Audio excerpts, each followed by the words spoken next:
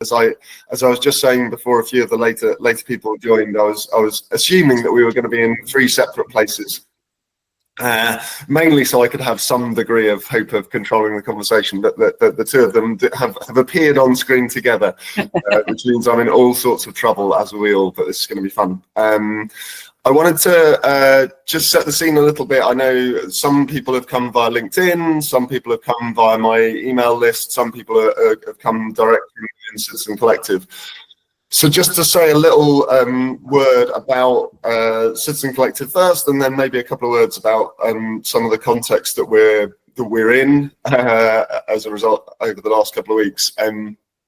Citizen Collective is basically an attempt to create a space where people who are trying to do the work of citizening, kind of organising, building power in communities of place, passion and profession across the country and across the world can sort of come together, sort of principally drawn in by my book, but all sorts of other places and ways as well. The idea of Citizen Collective is just to hold a space where we can learn from one another, where we can exchange ideas and know that we're part of something bigger. I think one of the biggest things when I was going around talking about the book in the first year or so was that actually going and telling stories of other people doing interesting and powerful stuff in the world in their local communities, but also, as I say, communities of passion and profession, was that it gives people more belief to know that they're not the only ones. And so that is a big part really of the idea behind Citizen Collective. If you're not in it yet, there's a Discord group which we are gradually getting our heads around and figuring out how to work. And there are regular calls, both these citizen spotlight calls where we hear from a particular organisation or initiative, and also workshop calls where you get the chance to bounce off one another, and a few other things cropping up as well, including a new book club, which we will be hearing more about from Tamsin at the end of the calls. We'll give you a bit of a shout about what's coming up soon. But that's Citizen Collective. So if you're not in it, the link to the Discord's there, so jump on. I think there's an Airtable link that we might post as well to build our little directory of folks. In terms of the context for the call, I felt like I wanted to acknowledge a couple of things. Firstly, that we now live in a world where Donald Trump is again going to be president of America.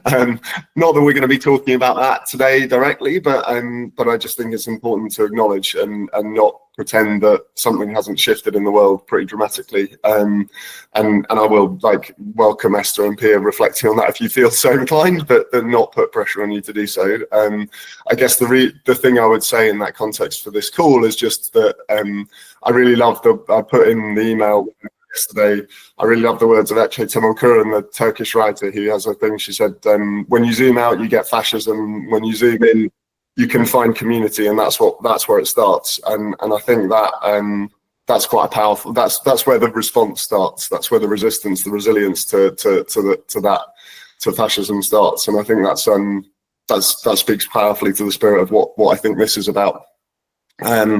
So yeah, just to put that into the space and acknowledge it. And the second is that those of you who know me know I've been on a pretty bizarre trip across the Atlantic recently. I'm not going to go into that now, mainly because I'm still digesting it.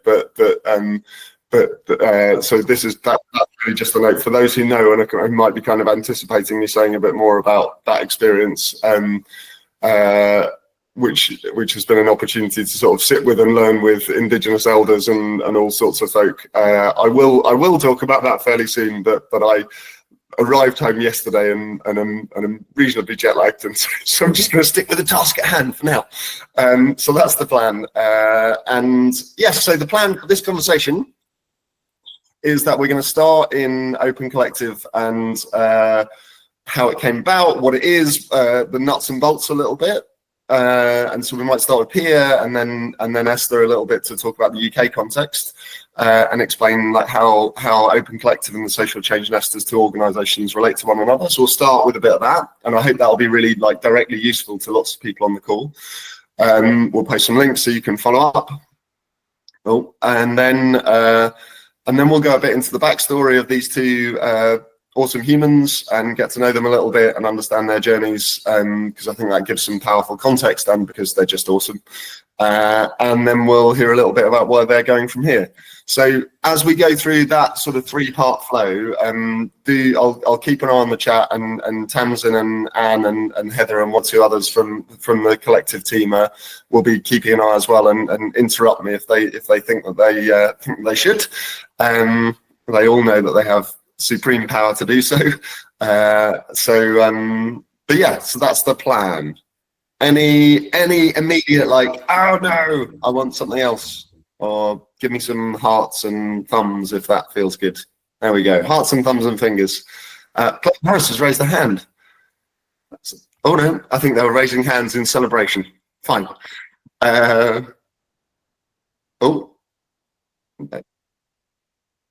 I'm gonna get into the conversation. So let's start here. Give us a little sense first of all of Open Collective as a platform, what it is, and a little bit of what it enables, and we'll go from there. Thanks. Hi everyone. It's a pleasure to be here with you. So thanks for showing up above everything. Especially the one that's the person that's just been swimming in the Serpentine. It is freezing in London. It is freezing. It's like I went for a walk earlier today, and it's definitely cold. So kudos to whoever was there in the Serpentine having a dip. We were very impressed.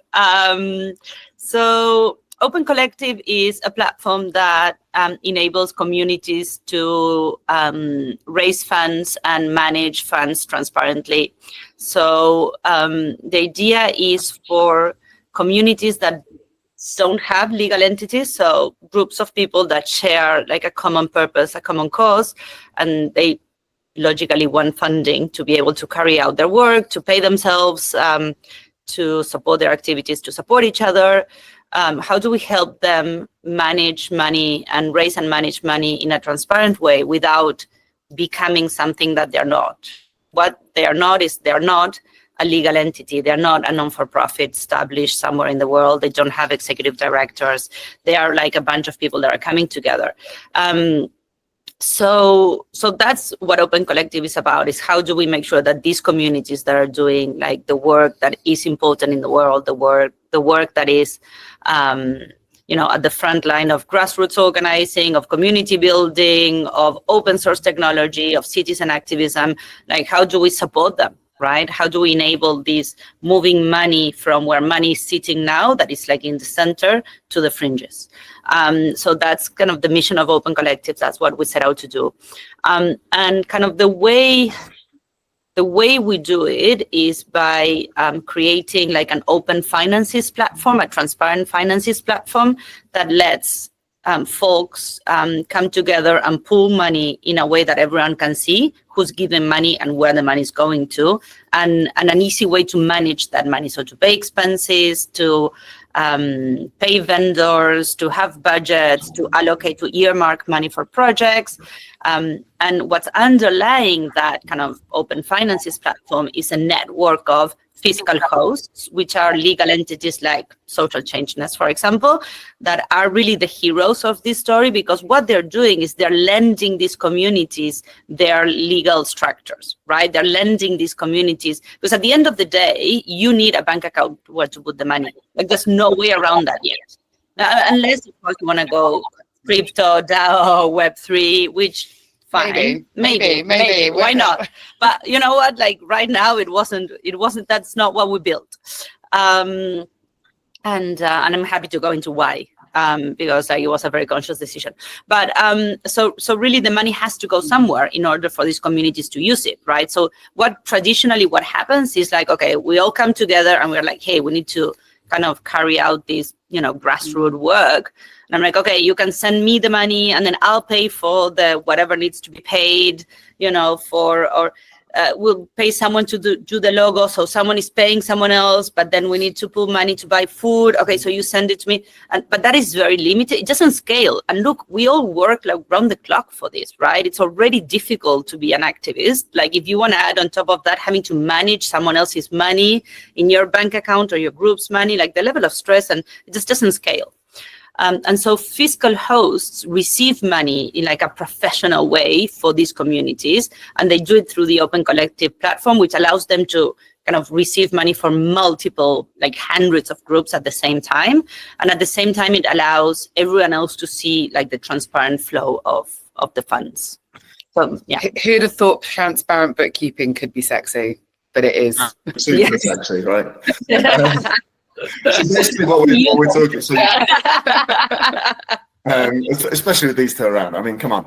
So exactly. The platform essentially enables you to see completely openly all the incomings and outgoings on, so basically completely open collective, open transparent budgeting, so the accountability of running an organization comes through the openness, essentially.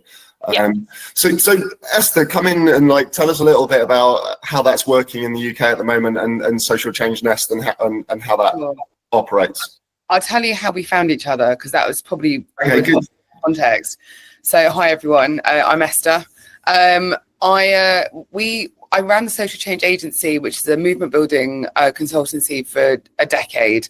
And we were experimenting with fiscal hosting, which is a model that exists in the States, but not necessarily in the UK. There's very few of them around. It's really expensive because you can't do it at scale for all the reasons that Pia had mentioned.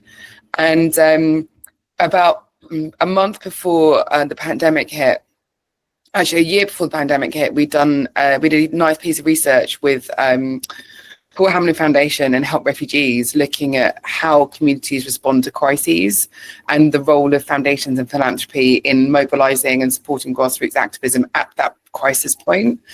So we kind of knew how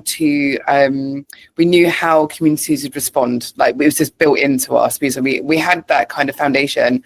Then someone introduced a piece of tech, Open Collective, about a month before the pandemic, and I hate to bring you back to that point, but in the UK we were getting stories of something from China. It was like everyone was like, should we be a bit worried not being money? It was sort of growing and growing and growing, and we recognised that if something were to happen, the communities would move faster than the government and the local authorities. We just knew that from all of our research. And so when we saw Open Collective, we knew that was the missing piece of the puzzle to be able to support mass mobilisation and trust in a huge scale. And what we did was we grabbed it with both hands. So it was actually, I'm going to give her full kudos, it was Rowan from Parents for the Future.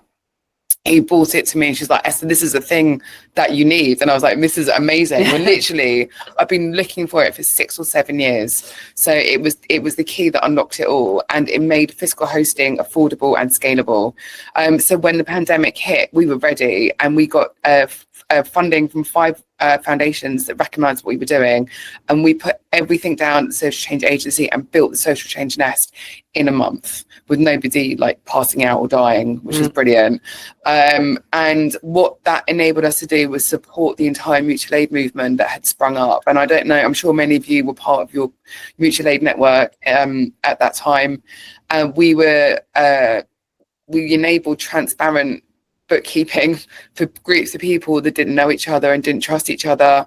We enabled people to collect and receive money for shopping, for prescriptions, for everything, in a way that meant things weren't defrauded. It meant that money wasn't sitting in people's bank accounts.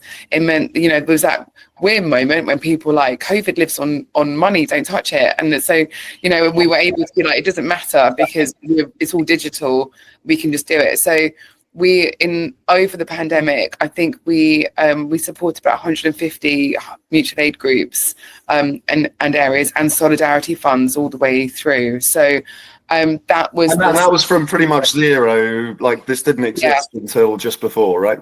Yeah.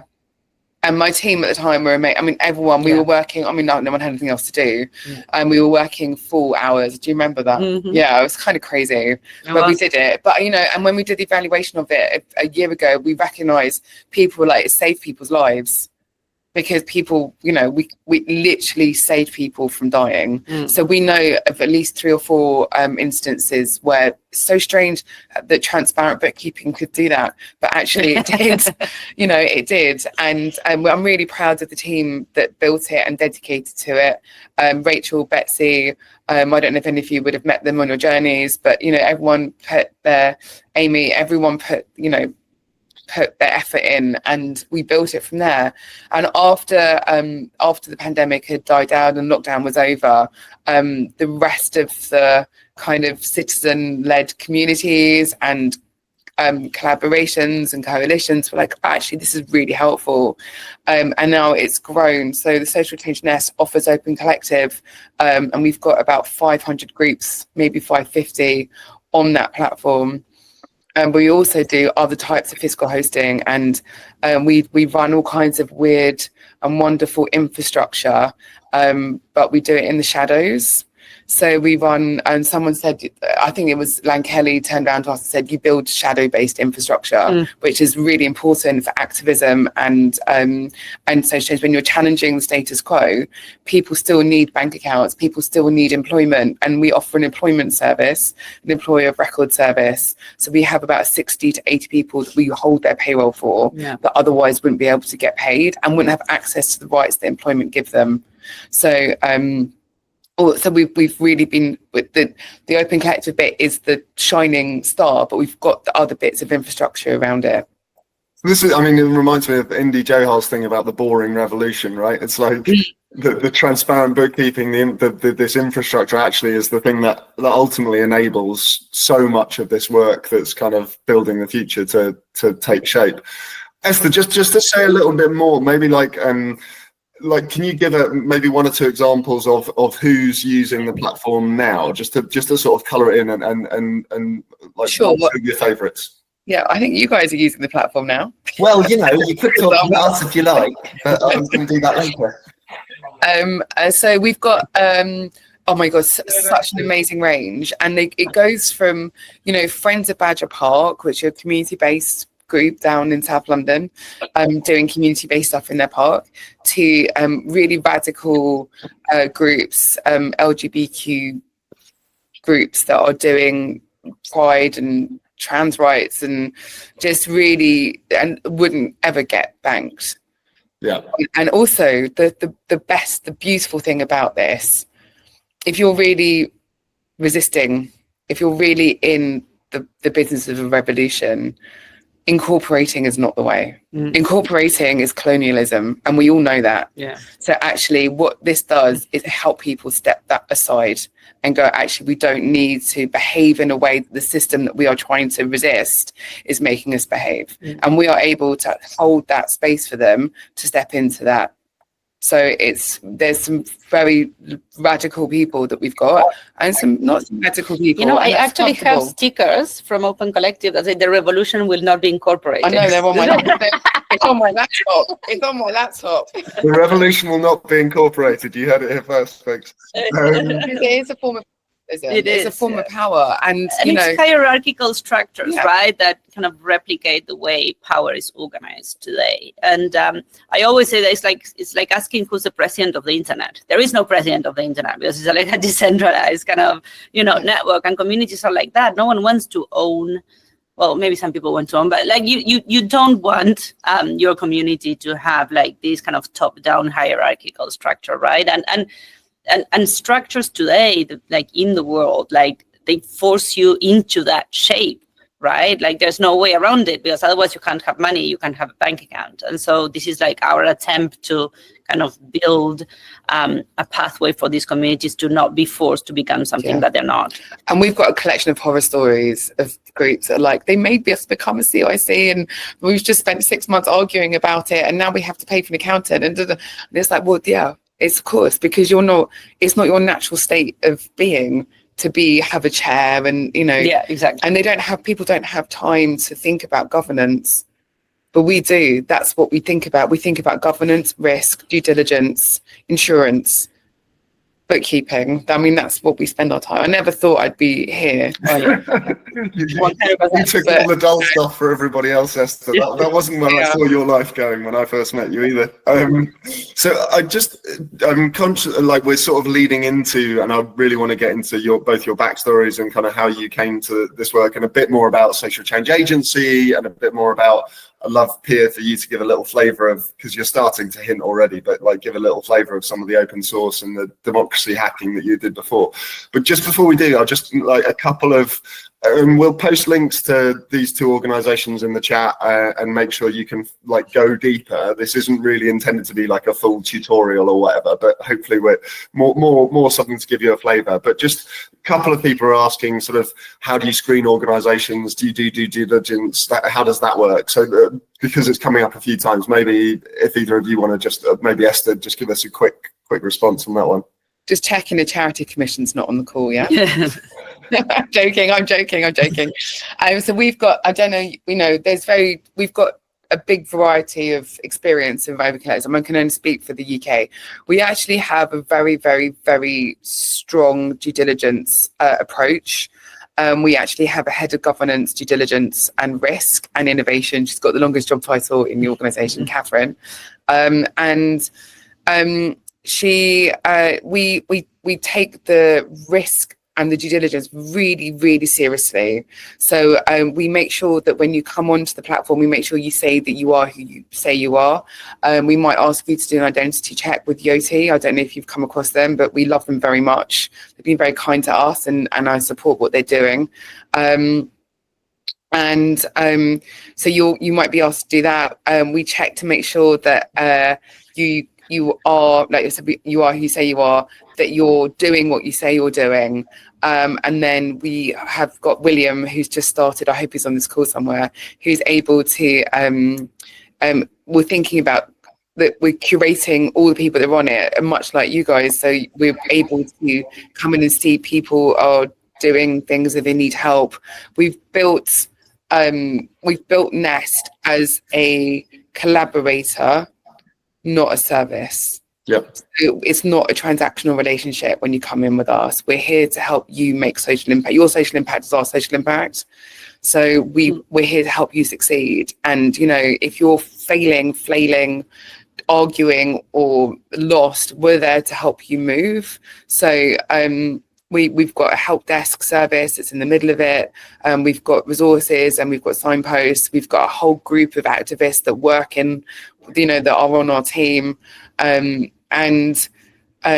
we do know you, and we make sure that you are, so on the due diligence and finance, we've got all of the things you'd expect in that. Registers, we've got board, we've got committees, we've got, everything is checks and double checks and enforced. We've got an anti-money laundering policies and practice. So, we're really strong. So you guys don't have to do it. I think, and just to say from our experience, like we have several meetings, we know what's going on, we know all of that, but the transparency is the other key element, right? Like, because all of the incomings and outgoings are clearly visible, it's not like there's something going on behind the scenes. So I think and just to be really clear about the relationship between the two things. So Open Collective is the platform that is international, global, works in all jurisdictions, and then Social Change Nest is the UK or a key UK fiscal sponsor, enabling UK-based organisations to operate on Open Collective. Correct. Yeah. Very good. Okay, I'm gonna shift us into a little bit more of the backstory now, I think. So Pia, I'd love to come back to you and just give us a bit of a flavour. So when I was publicising this and sharing it with people, and I obviously shared your wonderful, wondrous TED Talk of 10 years ago that you're probably deeply bored. More than 10 years now. No, 11 years. Gosh. But give us a flavour of the journey, because it's pretty cool. Yeah, so how I landed in open, so I started by like I've been an activist all my life. I've done like all sorts of crazy things in Argentina. Some of them I can tell you about, some of them another day. And when the recording stops, yeah. Exactly, when the recording stops. But I guess like, one of the biggest things that we did or why we went so strong into the civic tech space was the Net Party, which was this political party that we started in Buenos Aires. And this party had like at the center a piece of technology, which I come from politics. I'm a political scientist. I'm not a tech person. I ended up in tech because of this. Like we built at the center of the political party a citizen debate and engagement platform called Democracy OS. And the idea was, this was 2011, 2012.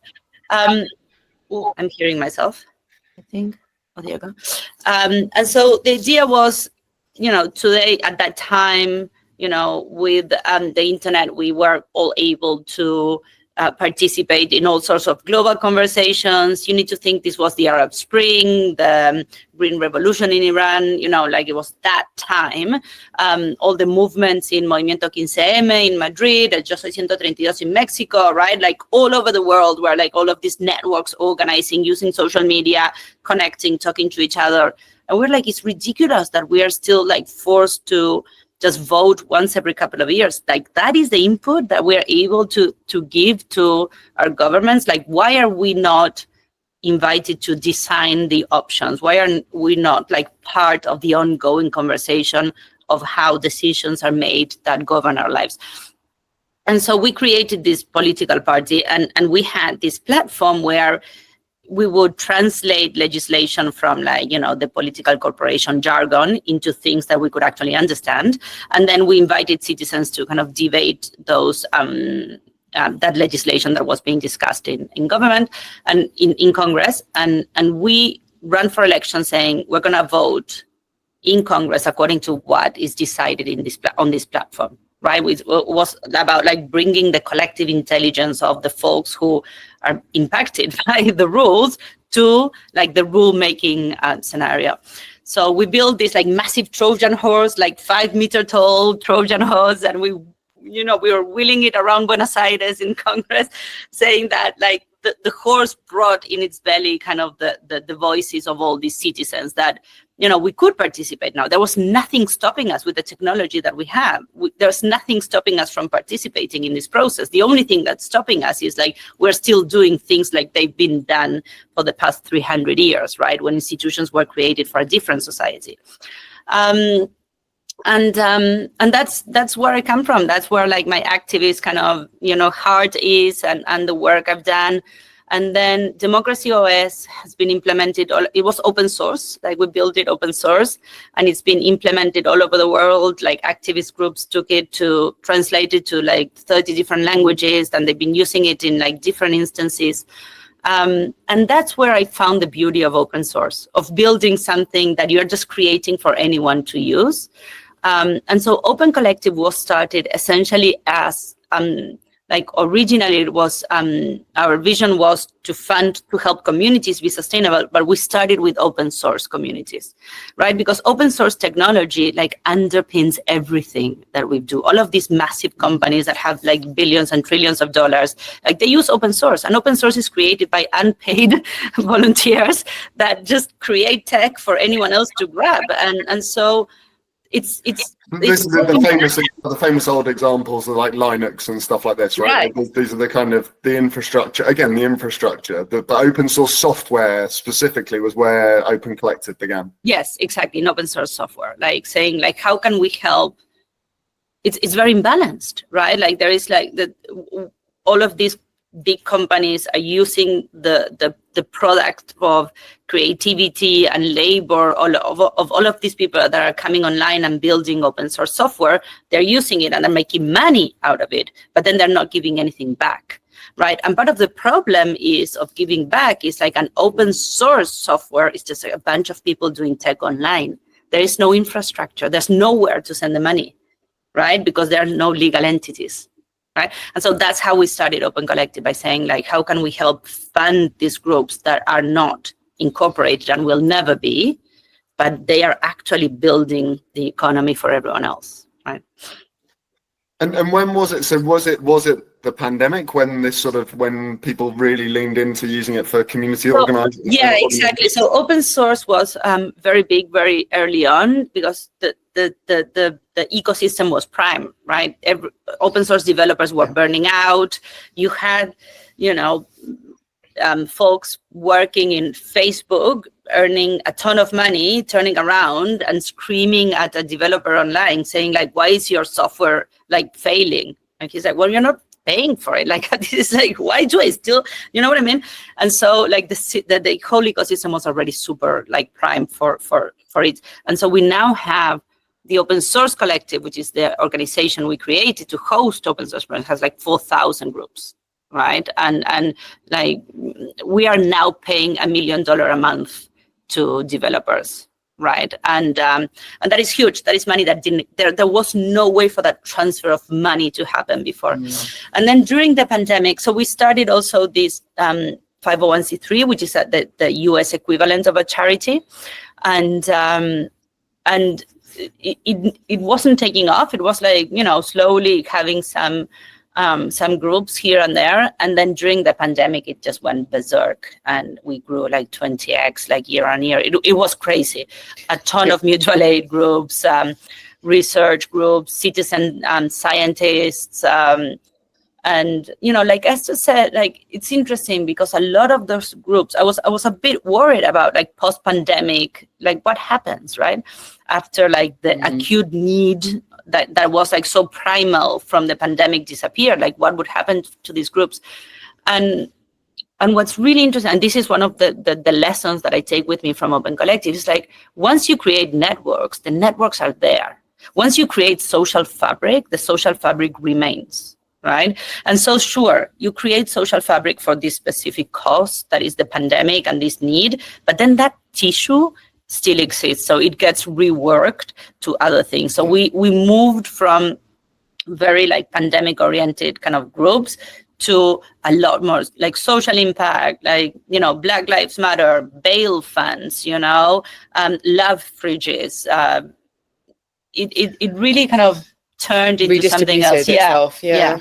100%. And there's a reason I see that in London, because I look at, I don't know if any of you are aware of the London giving movement, but that really is sitting on the energy of the pandemic and lockdown, where you've got each borough in London is sort of slowly starting to build new channels of philanthropy, but it's a participatory grant making process that sits underneath it. So it's local people deciding how the money is spent in a way that they weren't able to do that before. The connectivity wasn't there, the tech wasn't there. Yeah. So like the pandemic's really, and the lockdown pushed it.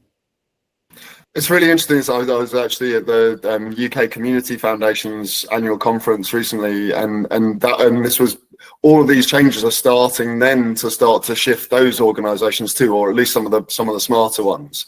So that the ripples continue, right? Like there's I mean, look how slow they are. I'm just sorry. It's like taking ages. It is taking too long. No, I'll give taking you too that. long. Like, what are they? We get inquiries in for stuff, and we're thinking about changing to participatory like grant making, and you're like, we might invite some people to look at a grant process. You're like, that's not really transference of power. And it's this is like a couple years later. Yeah. When you're like, is this where you've got to 3 years on? I'm totally. I mean, I think there's a whole conversation that we probably could have on another one of these calls, like about inside outside system change at the moment, right? Like where we're up to in the world. Like, is it more effective to try and evolve some of the existing, or to build from outside? And I know where a lot of you guys' energy is in particular, but. Esther, before you go on though, I'd love to sort of take you back up a little bit. You mentioned social change agency, but there's like heroic amounts of work there that I'd love you just to bring into the space, and your kind of background and journey to this point before we go much further. Sure. So like here, I'm an activist at heart. So I've got MS and I've been in and out of wheelchairs and I've lost my sight. So I know what it's like to be at the sharp edge of the NHS and mobility, and I had it at 15, so I was very young when I was diagnosed. And I think it's given me a really sharp sense of like injustice and being able to.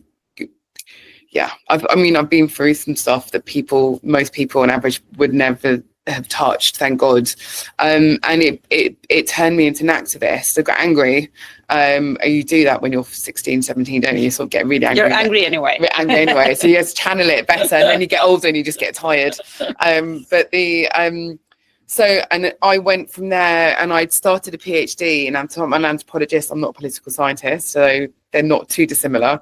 And I ended up doing anthropology of religion, looking at cults and leadership in cults, and how leadership goes horribly wrong in cults and what happens.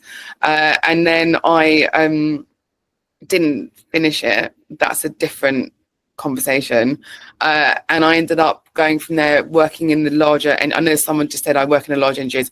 I worked in those large NGOs. I worked for Shelter, I worked for MenCap, I worked for Help the Aged. I was running big campaigning departments, social policy, public affairs, comms, campaigning, organising, and in exactly the same as Pia, 2011 hit.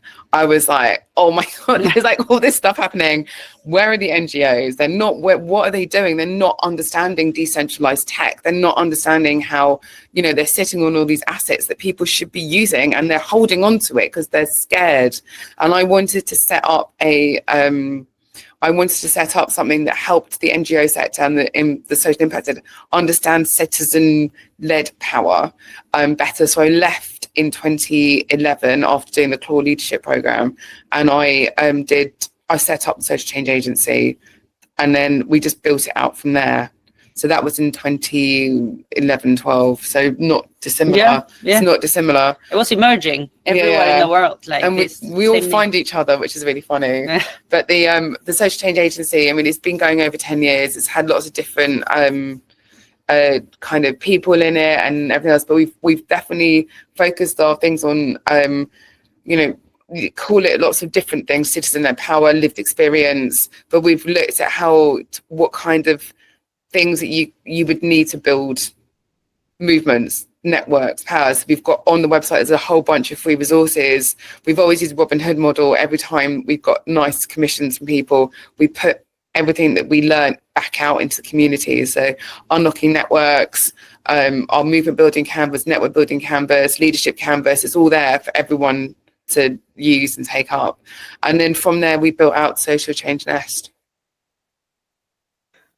I love the story of this and the power of it, and just a lot of admiration in the chat if you hadn't spotted for the kind of resilience and energy that you've brought. Like I had MS when I was 15, and then I did a PhD and didn't quite finish it, and then I started multiple organisations as kind of a nice couple of sentences to throw in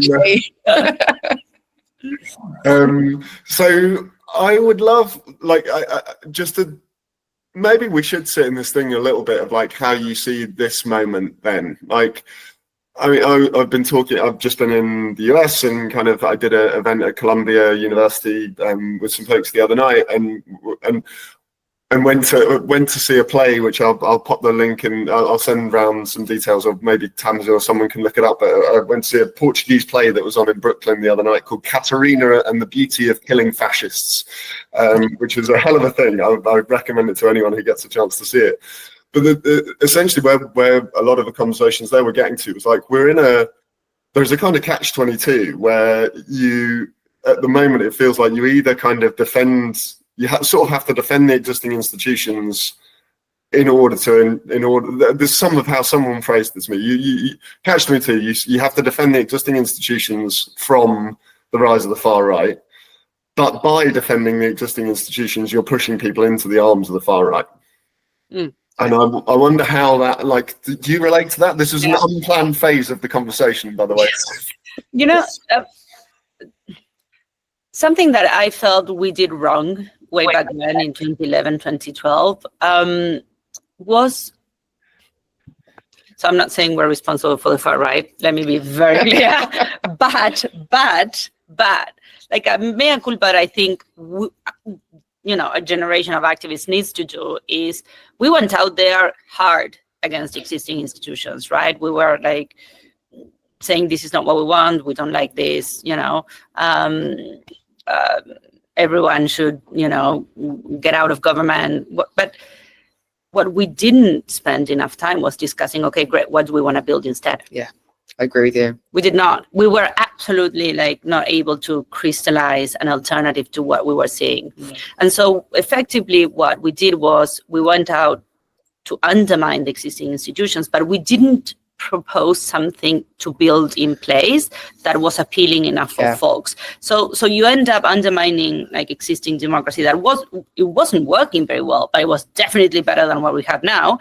But we, by undermining that, we created vacuums, power vacuums, and power vacuums are never, they don't remain empty. That's the nature of power. They get filled up very quickly by whoever is organized around it. Right. And I think that we need to look at that, and we need to look at the present moment, remembering and learning from that experience 10, 12 years ago. No, I agree. Because if you go back to the Occupy movement, that's, if anyone who's old enough to remember it. Everyone is who doesn't know about Occupy? Yeah. And the biggest criticism was, well, you haven't got a plan going forward. I don't know if you remember. And, looking back 10 years ago, looking back at that, there's so many organizations that came out of it. Move Your Money, which I know is now in the UK, which is now defined as, there's stuff, I see you coming, there's stuff, the Inspirable Network in New Zealand. Yep. There was stuff that came out, but it wasn't synchronized. And I feel like it's only now that we're all gone, oh shit, what's happened in that last decade? We didn't do that very well. Yeah. That's what I feel. And I think in the answer to the fashion, I know that I'm just in shock that the fascists are still here. I was just kind of guys, come on, it's 2024. Really, haven't we evolved as a species enough to we've still got? And I'm looking at the fascists in the UK. I think, my God, how are you still around? How is it still alive? How is it still acceptable that you can be this thing and people I'm in maybe I'm being very naive, but it's gone topsy-turvy. I'm a Londoner, and I found it the bizarrest thing that when there was the riots, during some of the riots and some of the Palestinian resistance, and there was a big thing in a cinema up in East Finchley that there was Jewish protesters and Palestinian protesters, and the far right showed up on behalf of the Jews. And I'm like, what the actual... I'm speechless. I was that my life turned upside down at that point. Because I'm speechless. When did that happen?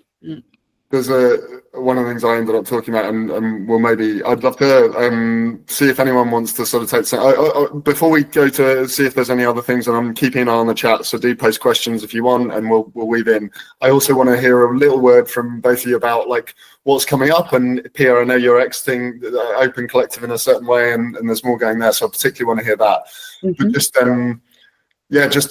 to sort of maybe wrap that a little bit. I was talking to a few folks who were, and I in the research for my book, I went a little way actually into the QAnon world. Not too far, don't worry. But the really interesting thing there is when you tiptoe into that space, what you find is that they're inviting people in with a request to contribute. Not it's here's your first task. This is how you can contribute. We need you here, right? And that's what's grabbing people. People are wanting to. Brilliant at organizing. That's how you build cults. Yeah. Exactly. It's back to your PhD, Esther. My PhD has actually come in. And yet we still haven't learned. Yeah. Cool. So, well, not cool. Horrific. We'll have a conversation for another time. But yeah, I'd love to maybe Pia first a little word on where you're at and what's coming. So. Open Collective started as a company, as a venture-backed company, and we were always worried about how on earth we were going to manage that. So on the one hand, no one wants to fund tech, essentially, from the nonprofits and the foundations, and no one funds tech. And Open Collective is tech, right? It has engineers, it has designers, it has CTOs, and it's expensive, right? And so in my past pre-Open Collective life, I always had to build tech like around something else, right? So I don't know, Foundation A would give you money to do a conference, and in the middle of that, you added a little bit of tech there to build kind of the platform that you thought was worth building, right? And so when we started Open Collective, I knew that that was not sustainable. Like there was no way we could build this with like foundations, like money here and there to do small things. And so, so we built a company. And so we had investors and money was, easy. But then like, how do we get out of there? It was not so easy, right? Once you have investors, it was, and we knew always that community tech needed to be owned by the community that it served, right? Because otherwise you're still repeating the same kind of patterns of, colonial or kind of top-down power, where we had all the power because we had a company that owned this piece of tech. It was open source. It is open source, but still the brand, the investors, the blah, blah. And so we always wanted to do this thing that we called exit to community. How do we exit the platform to the community that it's serving? And we managed to do that like a month ago, October, 1st of October. So a month and 10 days ago, we established a new members organization. So a type of organization that all the hosts that use the platform are members, and the platform, the team, all the assets have been transferred to that nonprofit, to that kind of members organization. And so essentially those who are using the tech are now owning the tech, right? And it was a difficult transition because obviously we have investors, so it was like a bit of a negotiation situation, but we managed to do that quite successfully. And Open Collective as the company still exists, and my co-founder is attempting a new kind of Open Collective version on Web3, right, on the crypto path. You know how we were talking about like different ways of funding. He believes that there is like another path for funding communities that is not using fiat currency. He wants to try it, so he's going to try that with the Open Collective kind of structure that exists. And then all the community project, the platform, the host, the business, all of that went to a community-owned organization. And I am taking a break, which is great. It's pretty well deserved. Yeah, I'm very happy with this situation. So we're not quite sure what next for Pia Mancini in person. Is that fair? There's a bit of time. So I'm taking a bit of like time until the end of the year.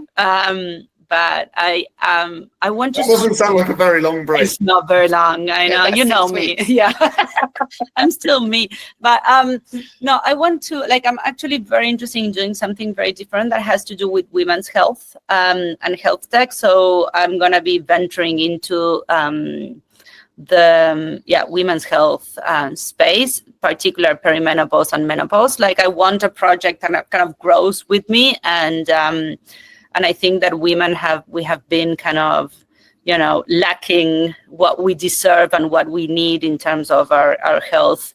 I see a lot of hearts there. So I think yeah. So my next venture is gonna be that. I'm very excited. First, folks. So follow Pia closely. I think we've got some supporters.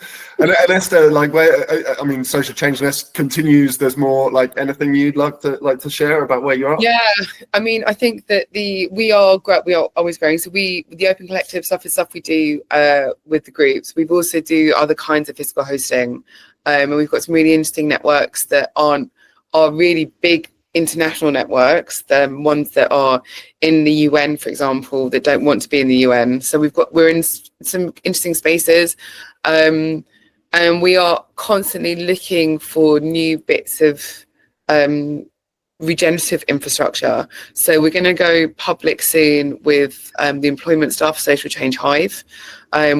We were going to do it this side of Christmas, and likely to be next side of Christmas. And we're looking at ways in which we can basically make everything regenerative. So whatever we do, much like it, how do we put it back into the people that work in the community? So as long as we can keep that heart of it, that's what we'll be doing. Yeah. I'd quite like a break though too. I'm going to take 6 weeks off. Yeah, I think there's quite a few of us who are probably needing to cling on to the end of the year. I will just ask, what's the best way to keep up with where you're up to? Are there links? Or, I mean, obviously, Social Change Nest, I don't know, but are there mailing lists that either both of you have? If there's any links to that, please do pop them in the chat, and we'll make sure that they go around as well. We're kind of coming towards the end of the call, and I just want to make sure I do a couple of things. The first, actually, is just to this is in a way the sort of softest, most British ever fundraising launch, because we have as Citizen Collective just launched on Open Collective. We've got our first small grant to kind of keep us going and try and build out this sort of fairly hesitant volunteer-driven experiment that's been going on since September into another phase at the beginning of next year. Hey, Shannon! If people are able to support that, then please do. But we'll be clearer on what you're actually supporting fairly soon, and we'll be holding some kind of meetings and conversations for people to get involved so that we build it together. The idea is we are trying to practice what we preach. Like, it is supposed to be an actual collective.